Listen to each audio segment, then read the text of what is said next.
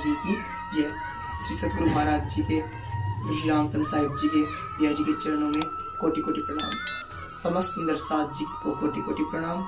आप सभी को मेरी कोटि कोटि प्रणाम। इस वीडियो के माध्यम से हम आपको बताने जा रहे हैं कि त्रिलोक क्या है और त्रिलोक कौन कौन से हैं। तो सबसे पहले बताते हैं कि त्रिलोक कौन कौन से हैं।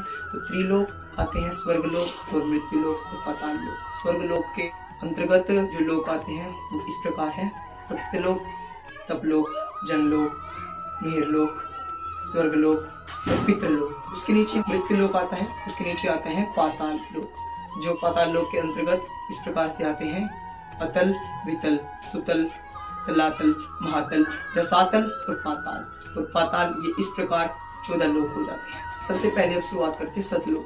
तो सतलोक में ब्रह्मा विष्णु महेश त्रिदेव रहते हैं। ब्रह्मा निर्माण करते हैं और विष्णु पालन करते हैं और महेश शिव जी नष्ट कर देते हैं। तो उसके बाद आता है सतलोक के बाद तपलोक। तपलोक में ऋषि मुनि रहते हैं जो सिद्ध हैं, जिन्होंने बहुत तपस्या की है, वो वहाँ पर तपलोक में रहते हैं और अपनी तपस्या करते हैं। तपलोक के बाद जनलोक। जनलोक में ब्रह्मा जी के मानसिक पुत्र रहते हैं। जनलोक के बाद आता है मिहिरलोक। मिहिरलोक को हम यमपुरी या यमलोक भी कहते हैं। ये वहाँ पर धर्मराज यमराज न्याय करते हैं। मिहिरलोक के नीचे आता है स्वर्गलोक, जहाँ पर अगर कोई बहुत ज्यादा अच्छे कर्म करता है तो उसको वहाँ पर सुख की प्राप्ति होती है स्वर्गलोक में। स्वर्गलोक के नीचे आता है पितृलोक। जब किसी की मृत्यु हो जाती है तो मृत्यु के पश्चात उसे सबसे पहले पितृलोक में रखा जाता है।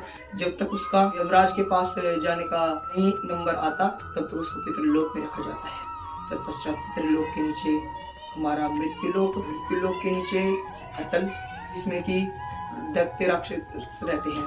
तो उसके नीचे आते हैं वितल लोक। यह वही वितल लोक है जहाँ पर महादेव अपनी सुध-बुध खोकर हटकेश्वर महादेव का रूप लेकर जहाँ पर जिस लोक में गए थे, यह वही वितल लोक है। उसके नीचे आता है सुतल लोक। सुतल लोक यह महाराजा बलि का स्थान है। यह वही महाराजा बलि है जिनसे अवतार के रूप में तीनों लोक अपने अधीन कर लिए थे। और सुतल लोक के नीचे आता है तलातल लोक। इस पर दैत्य राक्षस दानव रहते हैं।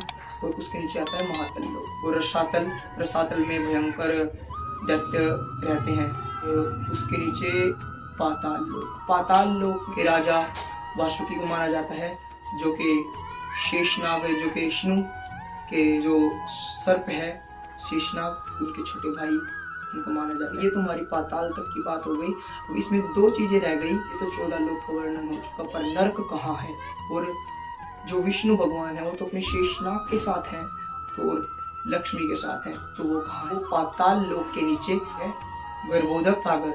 उसमें रहते हैं नारायण, लक्ष्मी और शेषनाग के साथ। फिर उसके नीचे आता है नर्क। उसमें अगर कोई प्राणी या जीव या फिर आत्मा कोई बहुत बुरे कर्म करता है तो उसको वहाँ पर नर्क में जब तक उस बुरे कर्म के फल उसे नहीं मिलता, जब तक उसे वहाँ पर रखा जाता है। तो पश्चात इन सबसे ऊपर जाए, सतलोक से ऊपर जाए तो सतलोक से ऊपर है ज्योति स्वरूप। यह वही ज्योति स्वरूप है जिनको माँ दुर्गा आदि या महालक्ष्मी आदि के नाम से जाना जाता है, जिसको ब्रह्मा विष्णु महेश त्रिदेव अपनी माँ भी मानते हैं। यह वही ज्योति स्वरूप है। फिर ज्योति स्वरूप के ऊपर आता है ज्ञान शक्ति गायत्री। ज्ञान शक्ति गायत्री के ऊपर आती है त्रिदेवी।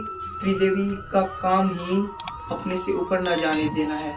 वो त्रिदेवी किसी को अपने से ऊपर नहीं जाने देती। उनको मोह तत्व भी कहते हैं। उन त्रिदेवी से ऊपर है 7 शून्य। यह वही 7 शून्य है जिससे आगे कोई बढ़ नहीं पाता और जिसको निराकार का रूप दे दिया जाता है।